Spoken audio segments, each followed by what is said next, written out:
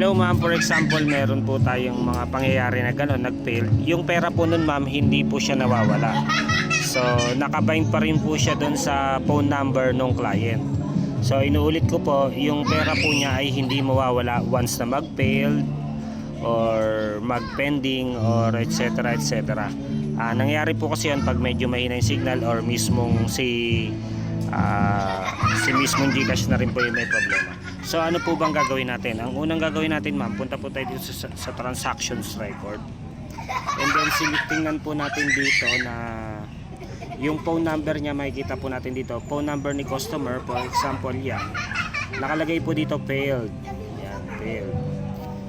So i-clear lang po natin yan. Once na ma-clear po natin yan, hindi na po magta-transact yung pera. So pag failed, hindi po tayo nakaltasan kasi po yung pera nandun, hindi po kayo lugi. So ang mangyayari doon, malulugi kayo pag nag-transact po ulit siya, doon kayo malulugi kasi yung pera niya ay nakabind po doon sa phone number niya. So sana po nakatulong ako. Maraming salamat po. Pag may mga concern po, message lang po kayo.